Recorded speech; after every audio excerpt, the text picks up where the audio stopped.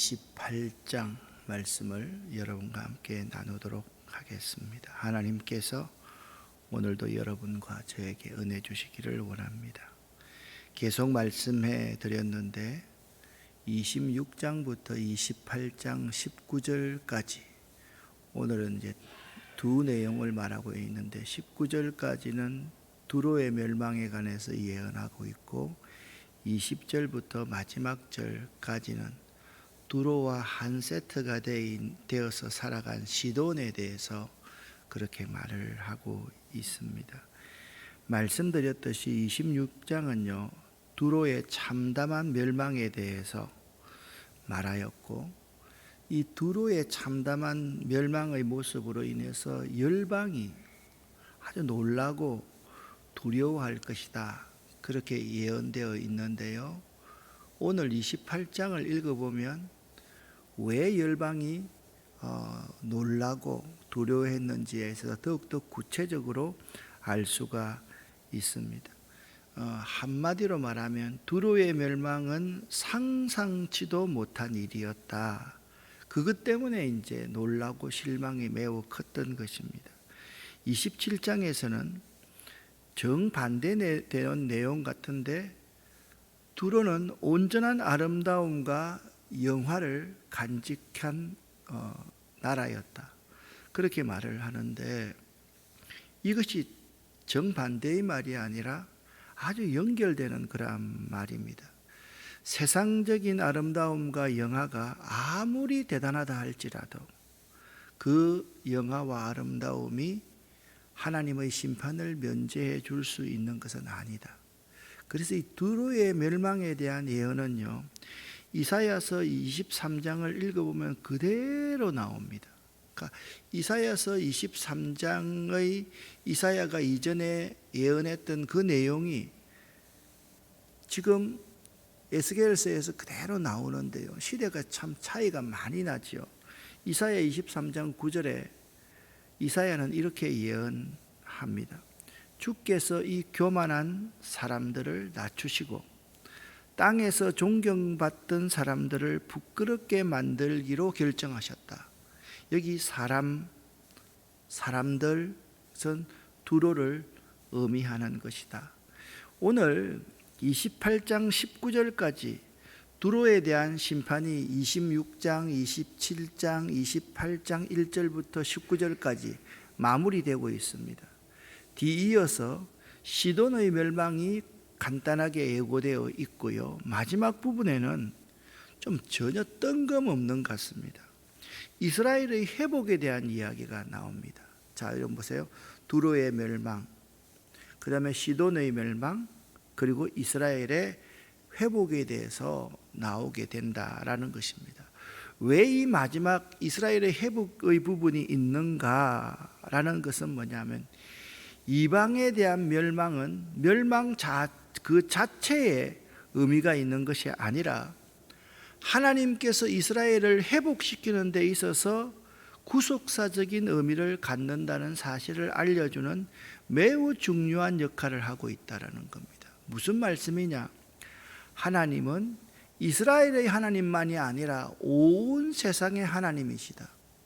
하나님은 온 세상을 주관하고 계신데 그 온 세상 가운데 구원도 하시고 축복도 주시고 영화로움도 주시고 아름다움도 주시지만 이스라엘 백성들도 죄를 지으면 심판하고 온 세상 열방들도 죄를 지으면 심판하신다, 그 점을 말해주고 있는 것이다 라는 겁니다. 두로의 교만을 구체적으로 이렇게 1절부터 5절까지 해서 기록하고 있습니다. 쉬운 성경입니다. 함께 읽겠습니다. 여호와께서 내게 말씀하셨다. 인자야, 두로 왕에게 전하여라. 여호와께서 말씀하셨다. 네가 마음에 교만한 생각을 품으며 나는 신이다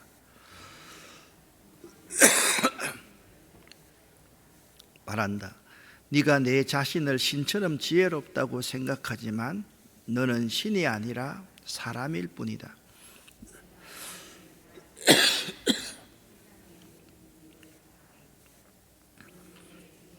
명철로 재물을 모아 부자가 되었으며 금과 은을 모아들여 내 창고에 가득 채웠다. 뛰어난 무역 기술로 내 재산을 많이 늘렸지만 재산이 많아져서 내 마음이 거만해졌다. 아멘. 두로의 위치가 여기 있는데요. 바로 붙어서 위에 있는 데가 두로와 시돈입니다. 이 앞장 27장에서 에스겔은요, 두로라는 나라를 배에 비유하고 있습니다. 두로의 이름 말은 바위라라는 뜻인데요. 두로는요, 바위 위 해변가 도시 절반 정도의 도시를 건설하고 육지에서 800m 정도 떨어진 섬에 그 나머지를 건설한 해상무역의 최적의 조건이었다라는 거죠. 여러분 가만히 한번 생각해 보시기를 바랍니다. 여기 두로라는 나라가 있었는데 여기 우리 운양 지하철역 정도의 바위섬이 있었는데 그 바위섬의 도시에 나머지를 건설했던 거예요. 그러면 자기의 영역이 늘어나잖아요. 여기서 바위섬까지는 다 항구로 사용할 수 있는 곳이고 접안을 할 수 있는 곳이기 때문에 정말 두로라는 이 나라는 해상 무역을 위한 최적의 조건이었는데 두로가 번성할 때의 그러한 상황의 그러한 배들을 지금 보고 있는데요. 두로라는 나라는 자신들이 완벽한 배로 만들어졌다. 선장도 일하는 사람도 배의 모든 재료도, 그러니까 이 배는 어떤 적들이 와도 어떤 자연의 현상이 일어나도 결코 망하거나 무너지거나 파손되지 않을 것이다 라고 생각했던 나라가 두로였다라는 거예요. 두로의 교만은요, 내가 바로 하나님이다 라고 말하고 있다고 오늘 본문은 지적하고 있습니다. 이러한 교만은 두로가 바다 가운데서 권세를 잡고 있기 때문에 자기가 하나님의 자리인 바다 중심에 있다고 생각함으로써 가지게 된 교만입니다. 보세요, 바위섬 아닙니까? 무너지겠어요? 배가 대단히 화려한 재료들로 다 지어졌습니다. 선장이나 기관장이나 항해사나 모든 사람들이, 세계 최고의 기술을 가진 사람들이 그 배를 운영하고 있습니다. 얼마나 대단합니까? 그래서 자신은 바다 가운데 있는 왕이다, 내가 신이다, 내가 하나님이다 라고 생각할 정도였다라는 거예요. 그리고 두로 자신은요, 다니엘보다 더 지혜로워서 못 깨닫는 것이 없으며 그런 지혜로 재물을 얻어 창고에 쌓아두고 있다는 두로의 자만심을 28장에서 말하고 있습니다. 결국 두로의 교만의 근거는 지혜와 재물입니다. 자, 이걸 딱 보니까 느껴지지 않습니까? 우리 인간의 교만의 근거는 뭡니까? 똑똑한 것, 많이 배운 것, 그리고 많이 가진 것. 이것들이 우리 인간을 교만하게 만들 수밖에 없다라는 거예요. 여러분 26장부터 28장 19절까지 읽으면서 두로의 모습을 누구에 비유하고 있는가 하면 이스라엘을 제외한 우리나라 같은 나라, 사람들을 두로에 적용해 보면 아주 정확한 적용이라고 말씀드릴 수가 있습니다.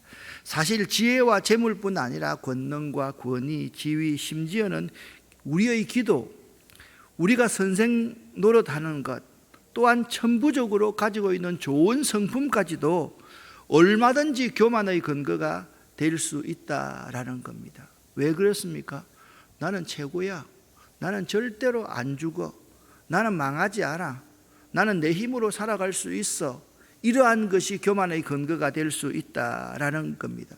중요한 것은 이 세상 자랑거리가 될 만한 이 모든 것들을 통하여 얼마나 하나님께 영광을 돌리는가 하는 문제이고, 이는 오늘날 우리에게도 가장 중요한 영적 싸움 가운데, 우리 영적 싸움은요, 세상에 있는 뿔 달린 마귀하고 막 싸우는 그것도 되지만 더 중요한 것은 세상이 지배하고 있는 정신과 가치와 이데올로기, 그거가 싸우는 것이 영적 싸움입니다.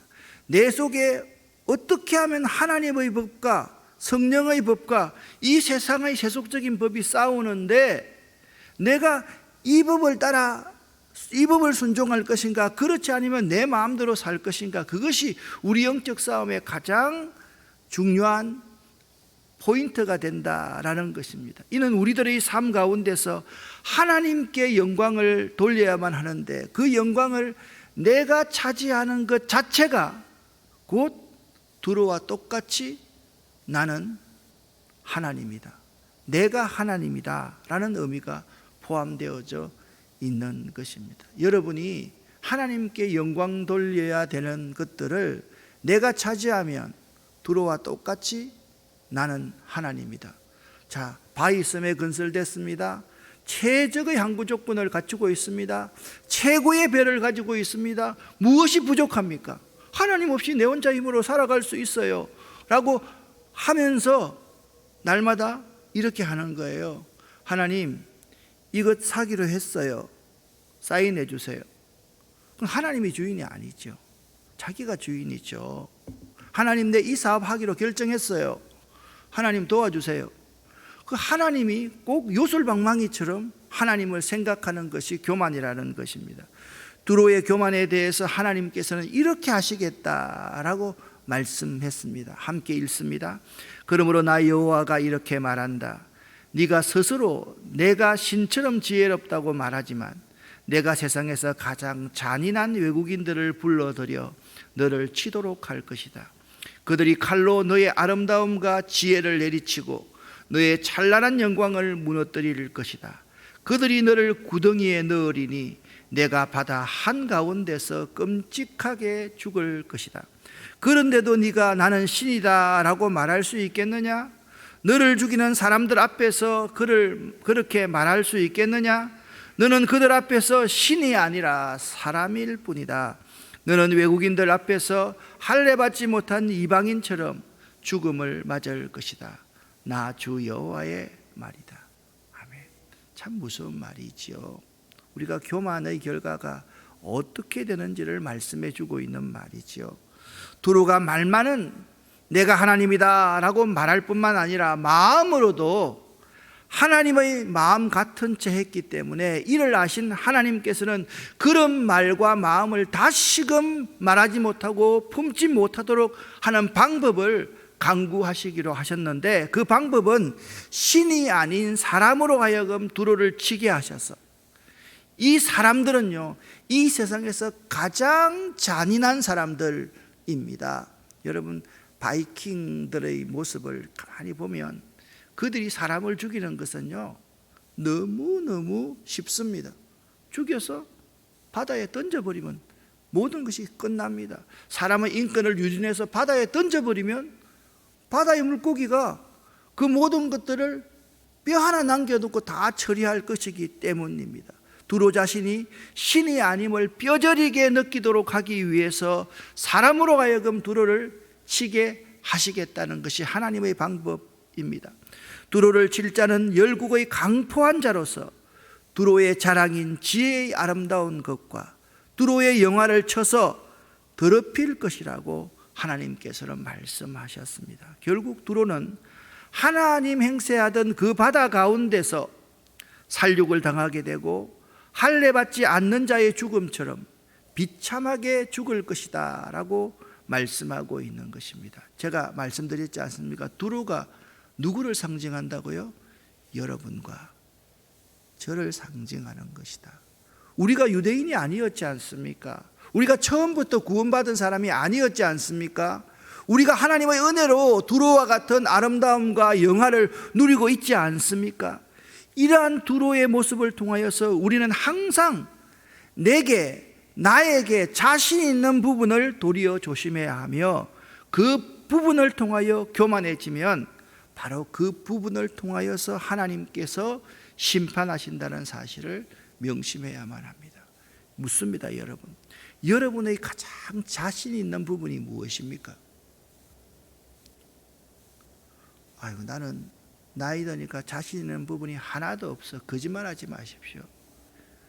얼마나 자신 있는 부분이 여러분 가운데 많다고 생각하고 있습니까? 그 자신 있는 부분을 가장 조심하여라. 하나님께서는 그렇게 말씀하고 있습니다. 특별히 신이라고 하는 나라의 왕에 대해서 예가를 지어 불러라, 그렇게 말씀하고 있습니다.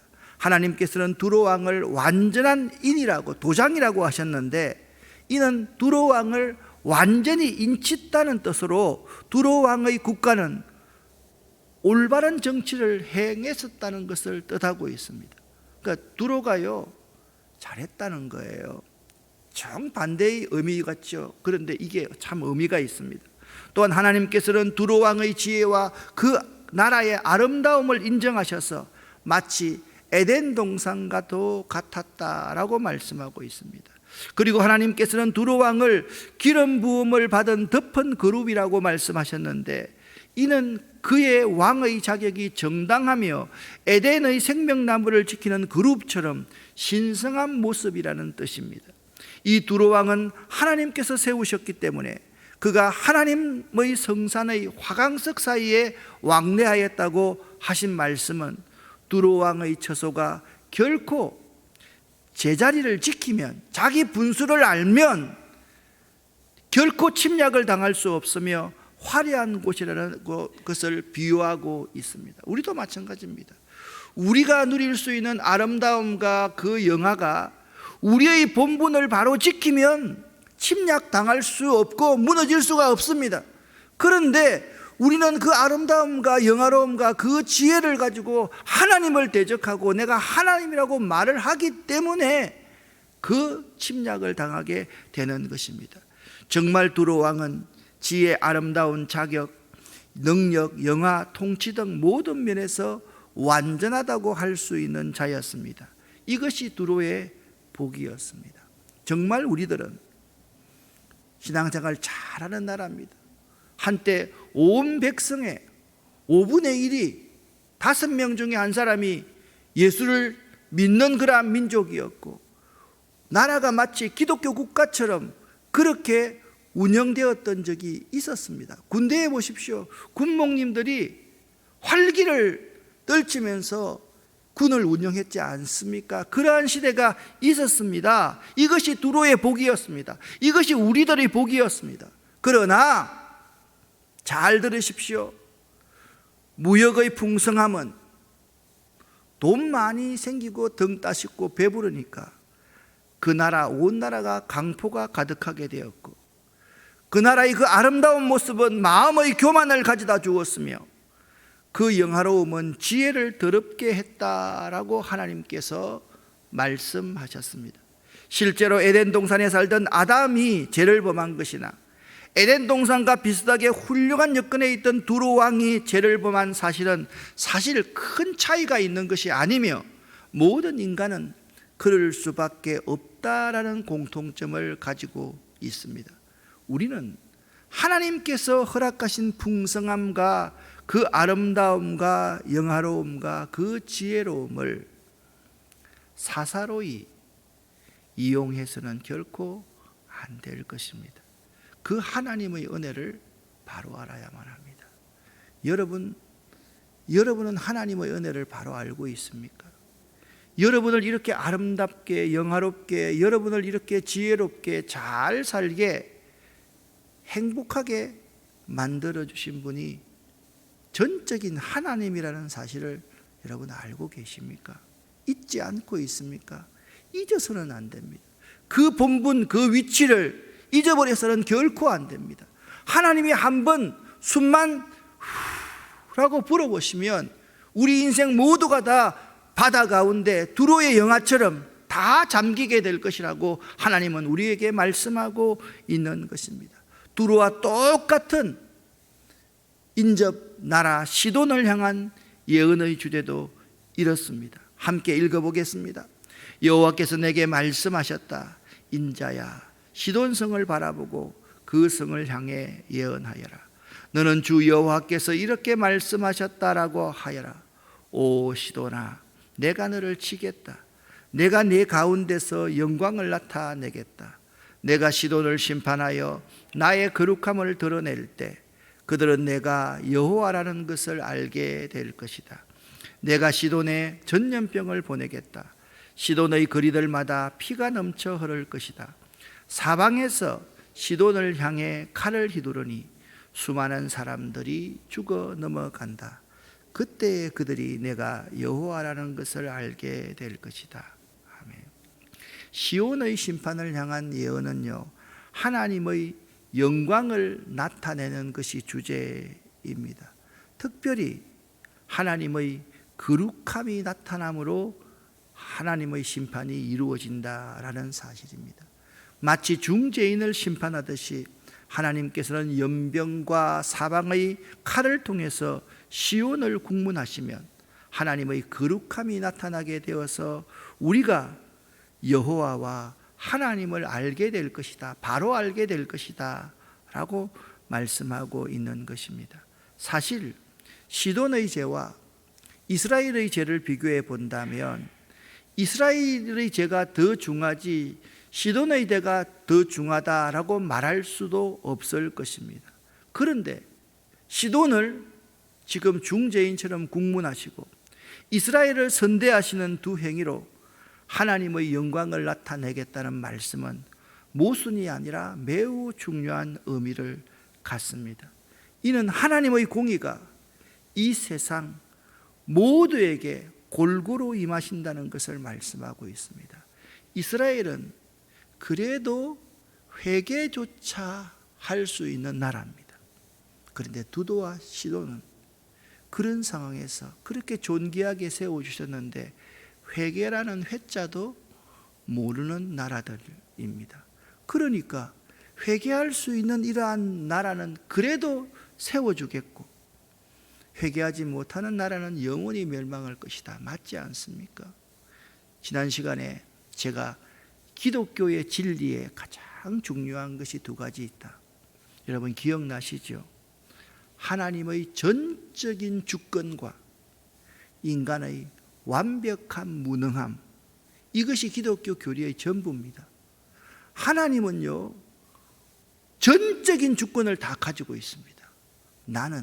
우리 인간은 전적으로 무능하다. 이거 하나 바로 알면요 신앙이 절대 무너지지 않습니다. 이게 신앙의 기둥입니다. 하나님은 전적으로 주인이 되신다. 주권을 가지고 계신다. 인간은 아무리 영화와 지혜와 아름다움과 재물과 다 가지고 있다 할지라도 이걸 내가 사사로이 사용하는 존재가 되어버리면 망한다. 마지막 말씀들이 좀 엉뚱한 내용 같지만 이스라엘에 대한 예언이 24절부터 말씀하고 있습니다. 이제 다시는 이스라엘 백성에게 찔레나 가시와 같은 악한 이웃 나라들이 찌르는 이웃 나라들이 없을 것이다. 그렇게 말씀하고 있습니다. 26절 말씀에 25절 하반절 말씀에 이렇게 말합니다. 그때 이스라엘 백성은 자기 땅 곧 내 종 야곱에게 준 땅에서 살게 될 것이다. 그들이 그 땅에서 평안히 살면서 집도 짓고 포도밭도 가꿀 것이다.